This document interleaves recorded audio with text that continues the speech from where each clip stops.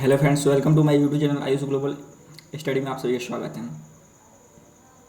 चलिए, आज हम लोग करने वाले हैं आरआरबी एनटीपीसी 11 अगस्त फर्स्ट शिफ्ट के जो क्वेश्चन पेपर जो क्वेश्चन आया था उसको देखने वाले हैं। जिसका भी एग्ज़ाम आ गया वो 6201173090 पर अपना क्वेश्चन भेज सकते हैं, ताकि नेक्स्ट जिसका भी जिस लड़के का एग्ज़ाम हो उसको काफ़ी हेल्पफुल हो सके। देखिए, पहला क्वेश्चन था एआई ऑन ट्रायल पुस्तक 2025 किसके द्वारा लिखा गया है। तो ये लिखा गया सुजीत कुमार और मोहम्मद तौसीफ आलम। तो देखिए, एआई ऑन ट्रायल नामक पुस्तक मार्च 2025 में प्रकाशन हुई थी और इसके लेखक सुजीत कुमार और मोहम्मद तौसीफ आलम थे। यह पुस्तक वेक ब्रिज प्रकाशन द्वारा प्रकाशित हुई थी। यह जो पुस्तक थी बुद्धिमत्ता एआई द्वारा प्रस्तुत नैतिक, कानूनी और सामाजिक चुनौतियों का विश्लेषण करती है। यह पुस्तक को औपचारिक विमोचन किसके द्वारा किया गया था। तो भारत के उपराष्ट्रपति जगदीप धनखड़ के द्वारा किया गया था। ठीक है, ठीक है। नेक्स्ट क्वेश्चन पूछा था फर्स्ट शिफ्ट में। नेक्स्ट क्वेश्चन पूछा था 2025 का 7वां खेलो इंडिया यूथ गेम्स कहाँ आयोजित किया गया था। जो 2025 का 7वां खेलो इंडिया यूथ गेम है कहाँ आयोजित किया गया था। तो यह आयोजित किया गया था बिहार में। देखिए, 2025 का 7वां खेलो इंडिया यूथ गेम बिहार राज्य में आयोजित किया गया था। यह आयोजन 4 मई से 15 मई 2025 तक चला था और इसकी मैच 5 प्रमुख शहरों में किया गया था। वो शहर था पटना हो गया, राजगीर में किया गया था, गया में किया गया था, भागलपुर में किया गया था और बेगूसराय में किया गया था। कुछ विशेष प्रतियोगिता जैसे जिम्नास्टिक, शूटिंग और साइकिलिंग नई दिल्ली में आयोजित की गई थी। शुभंकर मस्कट की बात करें तो इसे गजसिन्हा था और हाथी की ताकत और शेर की साहस का प्रतीक है। ठीक है, यहाँ पर ये डाटा देख सकते हैं, महाराष्ट्र के लिए है और ये हरियाणा के लिए और यहाँ राजस्थान के लिए। जो 2-4 खेल हुए हैं, राष्ट्रीय खेल से भी क्वेश्चन बनने वाले हैं, जो भी है वो देख लेंगे आप लोग करेंट अफेयर में। चलिए नेक्स्ट क्वेश्चन देख लेते हैं क्या आया था।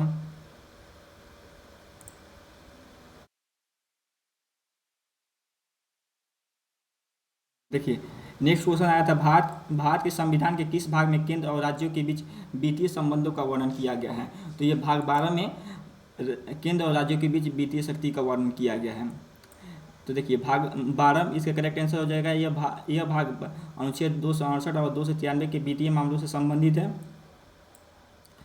देखिए, संविधान के भाग 11 के अनुच्छेद 256 से 263 केंद्र और राज्यों के बीच प्रशासनिक संबंधों के बारे में संबंधित है। देखिए, नेक्स्ट क्वेश्चन आया था, इसमें से कौन सा नृत्य एक जनजातीय नृत्य है। ट्राइबल डांस बताना है कौन सा इसमें है। गुसाड़ी एक पारंपरिक जनजातीय नृत्य है जो मुख्य रूप से तेलंगाना के गौड़ जनजातियों के द्वारा मनाया जाता है। यह नृत्य विशेष रूप से दीपावली पर्व के अवसर पर प्रस्तुत किया जाता है। तो इसका करेक्ट आंसर हो जाएगा गुसाड़ी। ठीक है,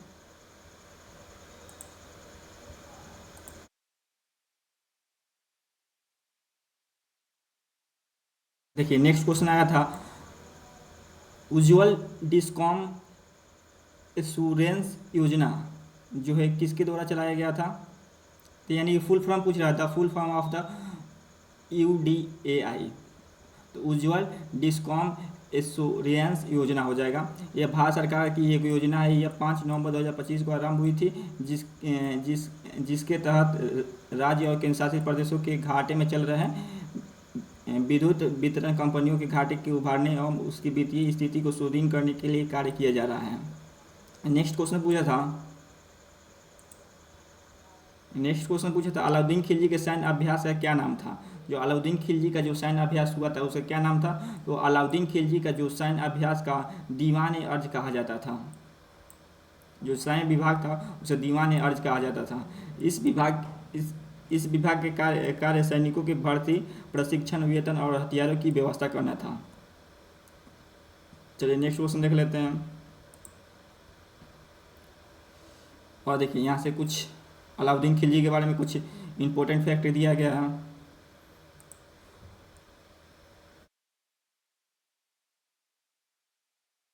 देखिए, एक मिनट, कलर से इसका चेंज कर। अलाउद्दीन खिलजी के शासनकाल में दिल्ली सल्तनत पर मंगोलों ने हमले जो थे वो बहुत संख्या में ज़्यादा किए गए। इस दिल्ली पर 1299 से 1300 और 1202 से 1303 में 2 बार मंगोल आक्रमण हुए थे। रक्षात्मक उपाय के लिए अलाउद्दीन खिलजी ने एक बड़ी सी सैन्य सेना खड़ी की थी। अलाउद्दीन खिलजी ने अपने सैनिकों के लिए सीरी नामक एक नया गैरिसन शहर का निर्माण कराया था। सैनिकों को जीवन यापन के लिए मदद प्रदान की गई थी और गंगा और यमुना के बीच भूमि से कर के रूप में एकीकृत उपज का माध्यम किया गया था। किसानों की उपज का 50% कर निर्धारित किया गया था। सैनिकों को भुगतान किया जाने वाला अलाउद्दीन खिलजी ने अपने सैनिकों के वेतन इक्ता के बजाय नकद में देना शुरू किया। यानी जो अलाउद्दीन खिलजी था वो इक्ता के बदले जो सैनिकों का भुगतान करता था वो नकद के रूप में करना शुरू किया। चलिए नेक्स्ट क्वेश्चन पूछा था, फर्स्ट शिफ्ट में क्वेश्चन पूछा था बैंक ऑफ मद्रास की स्थापना कब हुई थी। जो बैंक ऑफ मद्रास है उसकी स्थापना कब हुई थी, तो इसकी स्थापना हुई थी 1 जुलाई 1843 में इसकी स्थापना हुई थी बैंक ऑफ मद्रास की, 1 जुलाई 1843 में। इसका करेक्ट आंसर हो जाएगा। चलिए नेक्स्ट देख लेते हैं, नेक्स्ट क्वेश्चन क्या आया था। देखिए यहाँ पर बैंक ऑफ हिंदुस्तान की स्थापना कब हुआ था, 1770 में बैंक ऑफ हिंदुस्तान की स्थापना हुआ था। अब बंद हो गया और भारत की पहला आधुनिक बैंक था। ठीक है। दूसरा देखिए जनरल बैंक ऑफ इंडिया की स्थापना कब हुआ था, तो 1786 में हुआ था और 1791 तक चला और बंद हो गया।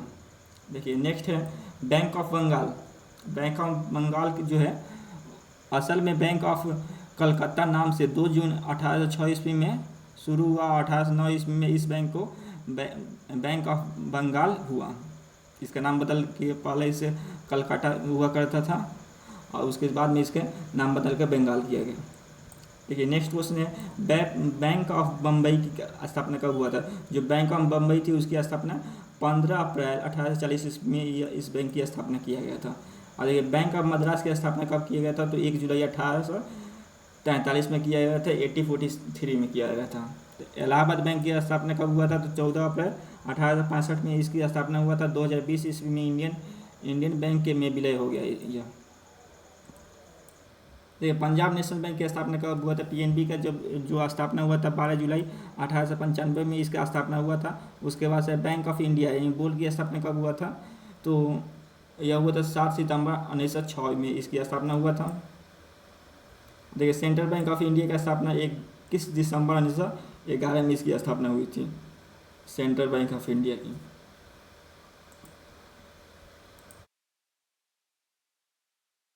वैसे देखिए इंपेरियल बैंक ऑफ इंडिया की स्थापना कब हुई थी, तो 27 जनवरी 1921 ईस्वी को 3 प्रेसिडेंसी बैंकों के विलय से इसका इंपेरियल बैंक ऑफ इंडिया जो बना था। ये कौन कौन से बैंक थे, तो कलकत्ता था, मद्रास था और जो था चेन्नई था। मद्रास और बम्बई, चेन्नई तो बाद में इसका नाम हुआ, मद्रास था। स्टेट बैंक ऑफ इंडिया की स्थापना कब हुआ था, 1 जुलाई 1955 में को इंपेरियल बैंक के राष्ट्रीयकरण करके एसबीआई को बनाया गया। देखिए आईडीबीआई बैंक की स्थापना कब हुआ था, तो आईडीबीआई बैंक की स्थापना जो हुआ था 1 जुलाई 1964 को विकास बीज संस्थान के रूप में इसका स्थापना किया गया था। नेक्स्ट बैंक है एचडीएफसी बैंक की स्थापना कब हुआ था, तो अगस्त 1994 में इसकी स्थापना हुआ था। नेक्स्ट है आईसीआईसीआई बैंक की स्थापना कब हुआ था, तो ये 1994 में इसकी स्थापना हुआ था। उसके बाद एक्सिस बैंक जिसे पहले यूटीआई बैंक के नाम से जाना जाता है, इसकी स्थापना 1993 से शुरू हुआ था।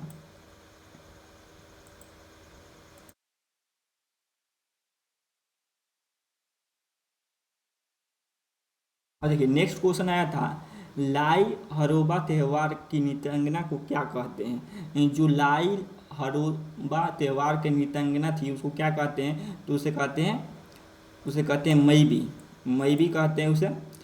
लॉर्ड हरोबा मणिपुर की पारंपरिक धार्मिक और सांस्कृतिक उत्सव है।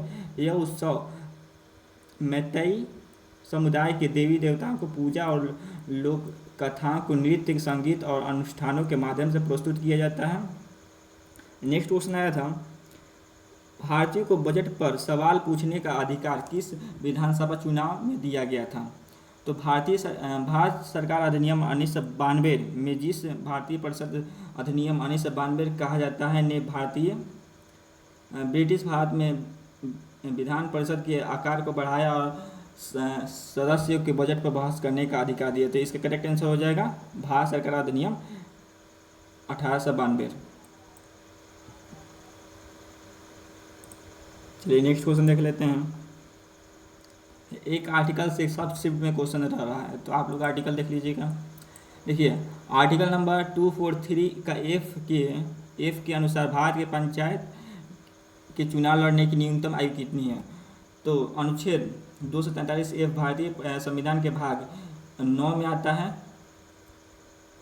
और देखिए इसमें पंचायत के सदस्य होने की योग्यता और अयोग्यता का उल्लेख है। इसमें यह प्रावधान दिया गया है कि यदि कोई व्यक्ति राज्य विधानसभा में चुनाव के लिए अयोग्य है और वो पंचायत के सदस्य बनने के लिए अयोग्य होगा, इसके अलावा राज्य विधानमंडल कानून बनाकर अयोग्यता के अन्य आधार को निर्धारित कर सकता है। देखिए इसका जो करेक्ट आंसर हो जाएगा, पंचायत सदस्य बनने के लिए जो न्यूनतम आयु होती है वो 21 साल की होती है।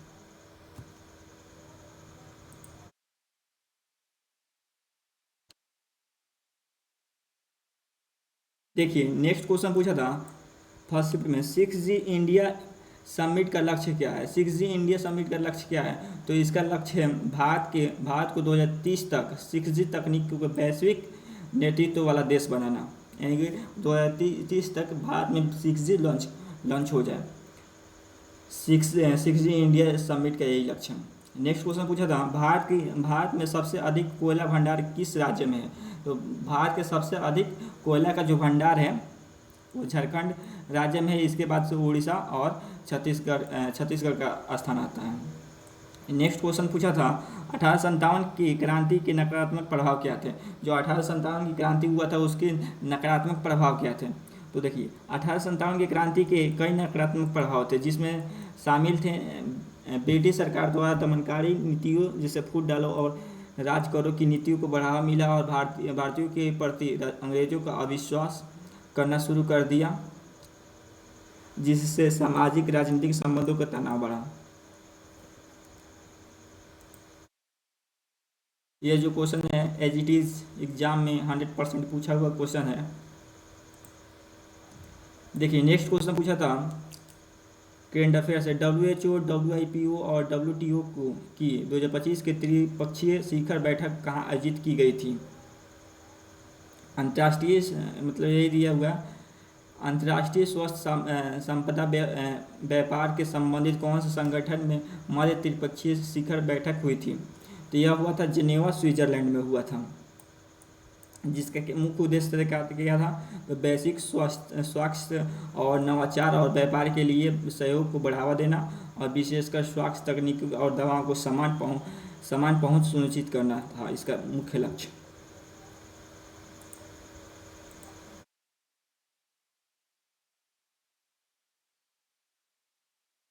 देखिए नेक्स्ट क्वेश्चन पूछा था 97वें संवैधानिक संशोधन में सहकारी समिति से संबंधित कौन सा भाग जोड़ा गया है।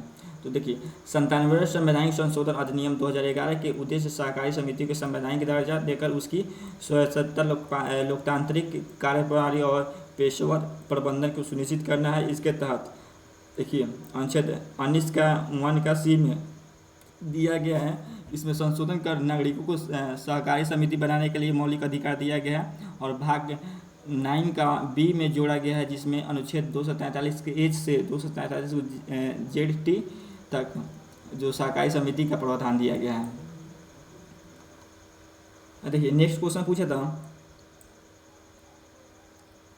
जनवरी 2025 में नीति आयोग ने राजकोषीय संस्था सूचकांक रिपोर्ट के उद्घाटन अंक प्रकाशन किया।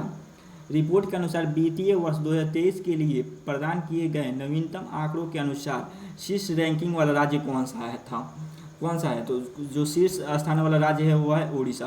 तो इसका जो करेक्ट आंसर हो जाएगा वो हो जाएगा उड़ीसा। चलिए नेक्स्ट क्वेश्चन देख लेते हैं क्या पूछा था।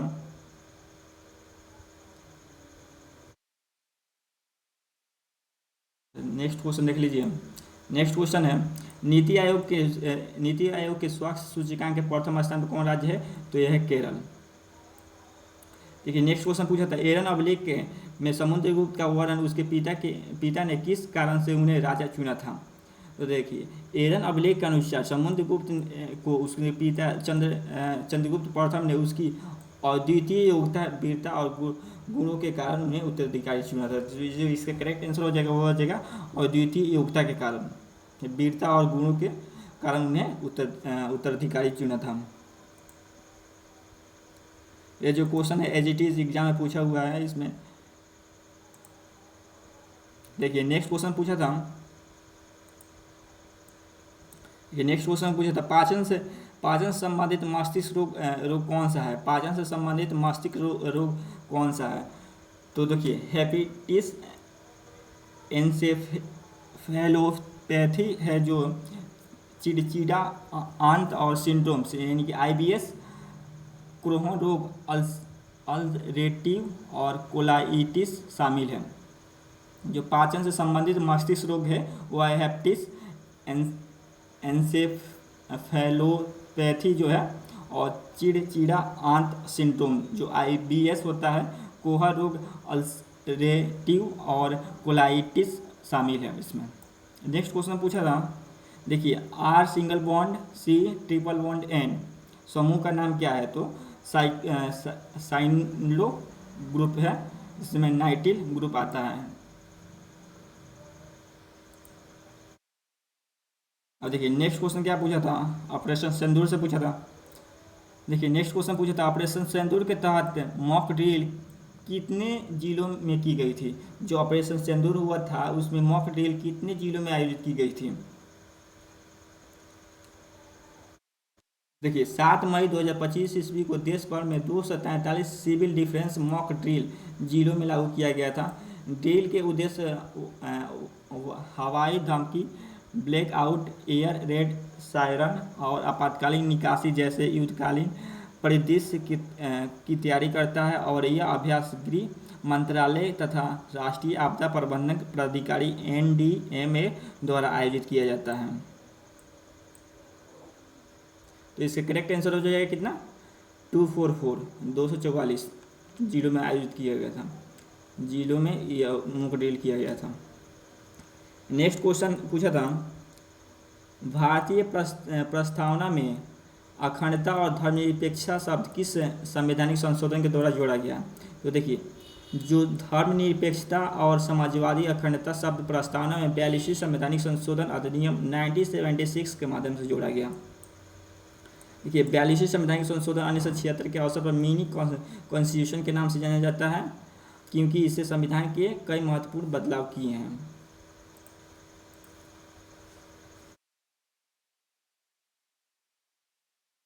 देखिए नेक्स्ट क्वेश्चन पूछा था कंप्यूटर के डेस्कटॉप को कॉन्फ़िगर करने के लिए कौन सा टूल का उपयोग किया जाता है। तो इसमें किया जाता है कंट्रोल पैनल का उपयोग किया जाता है। नेक्स्ट क्वेश्चन पूछा था लैन का कार्य क्या होता है। तो लैन का जो फुल नेम होता है लोकल एरिया नेटवर्क होता है, का मुख्य कार्य सीमित भौगोलिक क्षेत्र में कंप्यूटर और डिवाइसों को जोड़कर डेटा और संसाधन जैसे में प्रिंटर, फाइल और एप्लीकेशन साझा करना है।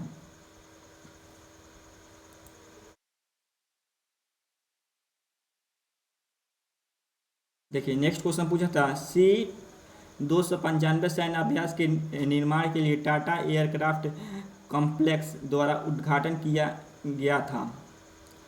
तो देखिए C-295 विमान निर्माण हेतु टाटा एयरक्राफ्ट कॉम्प्लेक्स का उद्घाटन गुजरात के बड़ोदरा में किया गया था। तो इसका करेक्ट आंसर हो जाएगा गुजरात के बड़ौदा। देखिए उद्घाटन 28 अक्टूबर 2024 को प्रधानमंत्री नरेंद्र मोदी और स्पेन के प्रधानमंत्री पेड्रो सांचेज द्वारा संयुक्त रूप से किया गया था। C-295 का निर्माण एयरबस डिफेंस और स्पेस द्वारा किया गया था। भारत में इसका निर्माण और असेंबली का कार्य Tata advanced system limited TASL के साझेदारी में हो रहा है। देखिए नेक्स्ट क्वेश्चन पूछा था भारतीय नौसेना में हाल ही में किस लैंडिंग शिप को संग्रहालय यानी अंडर वाटर में परिवर्तित किया है। तो देखिए भारतीय नौसेना ने लैंडिंग शिप INS गुलदार को देश का पहला अंडर वाटर म्यूजियम और द आर्टिफिशियल रीफ बनाने की को सौंपा। तो इसका करेक्ट आंसर हो जाएगा INS गुलदार।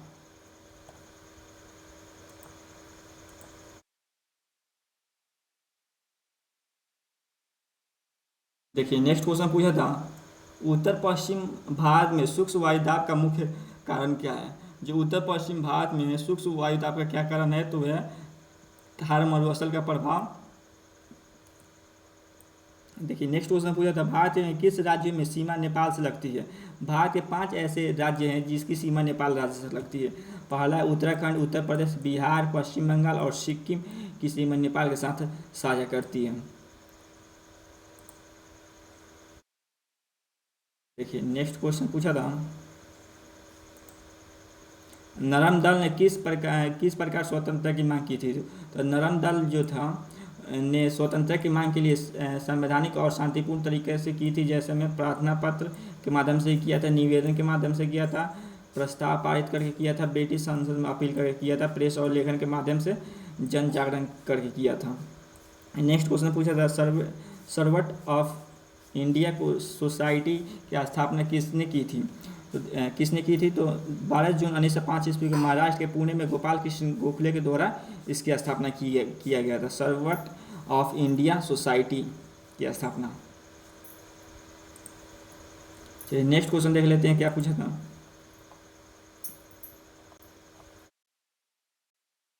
देखिए हाँ नेक्स्ट क्वेश्चन पूछा था, भारत में 2025 के औसत जीवन प्रत्याशा कितनी है। देखिए वर्ल्डोमीटर के आंकड़ों के अनुसार 2025 के भारत की जीवन प्रत्याशा 72.48 वर्ष रही, जिसमें महिलाओं को अप्रॉक्स 74.13 और पुरुषों को अप्रॉक्स 70.95 जीवन रहने की उम्मीद बताई गई है। 2023 में भारत के जन्म के समय औसतन जीवन 72 वर्ष थी। 2023 के अनुसार पुरुषों की जो जीवन प्रत्याशा 70.52 और महिलाओं की जो थी वो 73.6 वर्ष थी। नेक्स्ट क्वेश्चन पूछा था, कंबोडिया और थाईलैंड ने अपने संघर्ष के संबंध में किस यूएन संस्थान को अपील किया है। तो कंबोडिया और थाईलैंड ने अपने संघर्ष के लिए संयुक्त राष्ट्र परिषद सुरक्षा परिषद UNSC को अपील की। देखिए नेक्स्ट क्वेश्चन क्या पूछा था, IKEA किस देश की कंपनी है। IKEA जो है एक बहुराष्ट्रीय कंपनी है जिसकी स्थापना स्वीडन में हुई थी। नेक्स्ट क्वेश्चन है, यूक्रेन इजराइल के मध्य 2025 में संघर्ष को क्या कारण है। तो फरवरी 2025 में इजराइल ने रूस की संयुक्त राज्य अमेरिका के साथ मिलकर यूक्रेन की क्षेत्रीय अखंडता की पुष्टि करने वाले संयुक्त राष्ट्र महासभा के प्रस्ताव को खिलाफ मतदान किया था। नेक्स्ट क्वेश्चन पूछा था, INS तवस्या क्या है। INS तवस्या भारतीय नौसेना के एक स्वदेशी रूप से डिजाइन और निर्मित फ्रिगेट यानी युद्धपोत है। इसे गोवा शिपयार्ड लिमिटेड द्वारा बनाया गया है और यह प्रोजेक्ट 11 से 35.6 का दूसरा जहाज है। यह एक बहुभूमिका वाला युद्धपोत है जो सतह, उपसतह और हवाई युद्ध संचालन के लिए सक्षम है।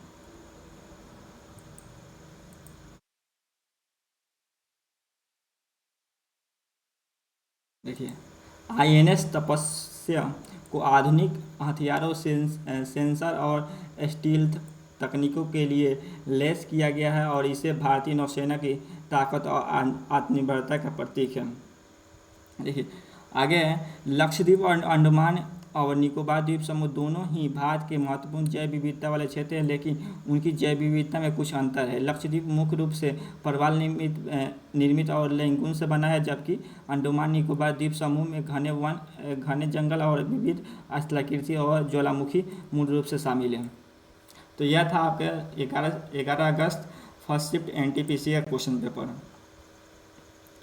तो अगर यह वीडियो आप सभी को अच्छी लगी तो प्लीज़ इस वीडियो को लाइक करें और अधिक से अधिक अपने फ्रेंड में शेयर करें, और जो भी जिनका भी आगे एग्ज़ाम है वे लोग जो नंबर है 62 आपको दिखा देते हैं।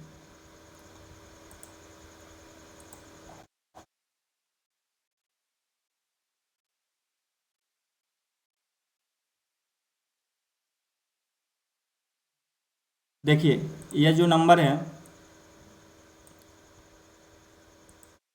यह जो नंबर है इस पर सभी लोग जिनका भी आगे एग्ज़ाम है अपना क्वेश्चन पेपर जो होता है क्वेश्चन हो वो सेंड कर सकते हैं, ताकि आगे भी जिनका एग्ज़ाम है स्टूडेंट का उनको सहायता मिल सके। तो यह वीडियो कैसी लगी आपने जो भी अपने कमेंट बॉक्स में अपना राय दें, और अधिक से अधिक अपने फ्रेंड सर्कल में इसे शेयर करें। थैंक्स फॉर वॉचिंग, मिलते हैं नेक्स्ट वीडियो में, तब तक के लिए ओके, जय हिंद जय भारत।